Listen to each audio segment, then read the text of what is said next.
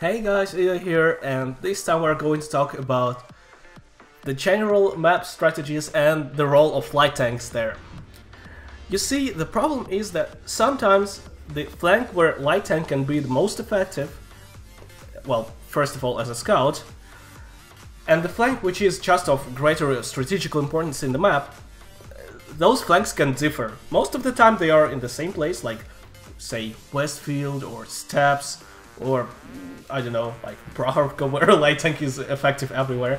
But in Live Oaks, or sometimes also in Malinovka, the light tank is more effective not on the flank which has greater strategical importance.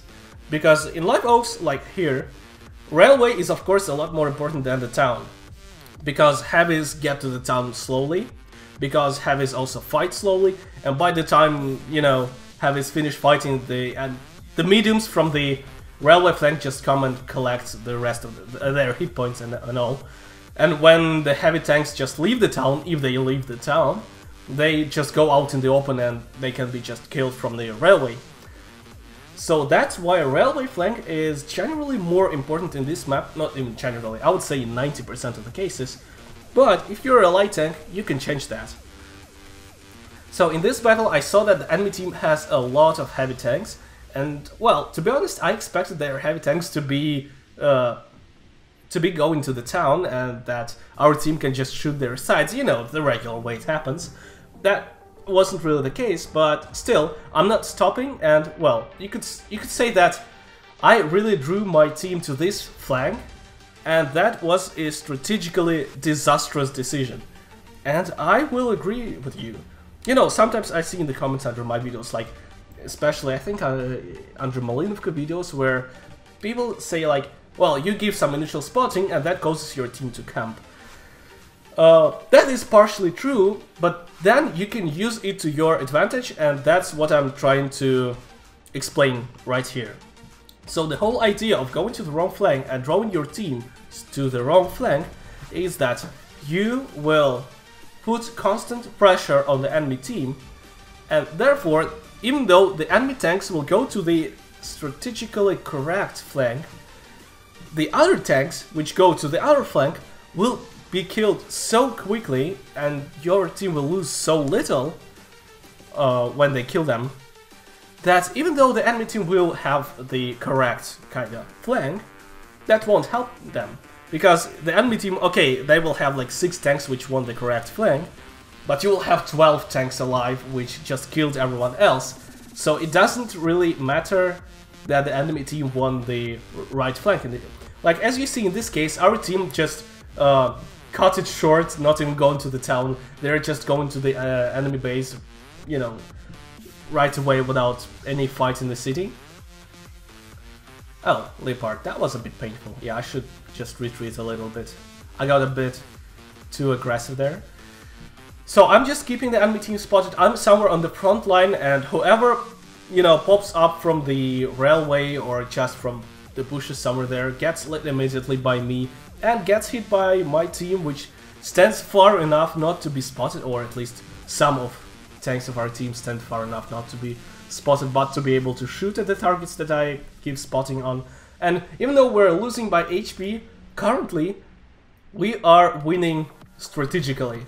Yes, we built our own strategy. A single tank, a single light tank, can build a whole new strategy for the team, especially if the team wants to cooperate.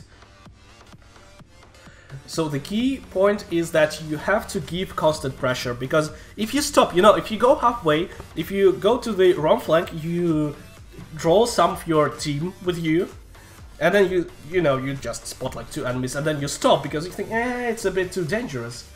Then it will be very, very bad thing, because, well, your team will stop dealing damage because you don't give enough spotting anymore, because for whatever reason you stopped giving spotting, and your team didn't get enough advantage in this flank, and since you drew some attention of your team to the wrong flank, your team will lose strategically right flank, and therefore lose the whole battle. So once you started to play, you know, to build your game on the wrong flank, you have to push it to the max. You have to push it to the very enemy base. Well, it doesn't literally mean that you have to drive in the enemy base. Not at all.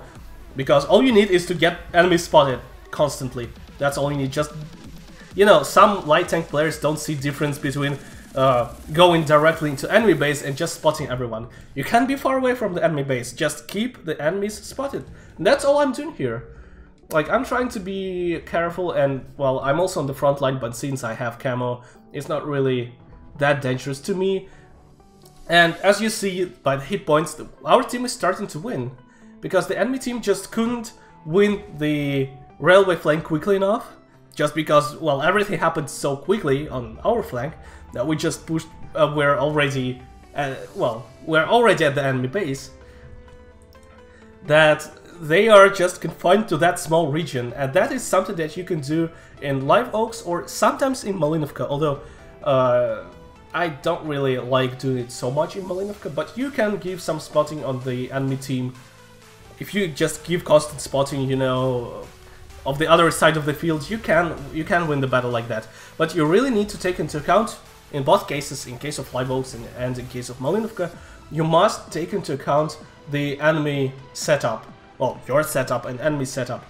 So if there are a lot of tank destroyers and you know where they are going to be sitting, you know, in Malinovka, it's very likely that some tank destroyers, well, several of them, will be sitting near the base. Then you can try to spot the enemy base in Malinovka. Or same here, if there are a lot of tank destroyers, it's a very good idea to spot there.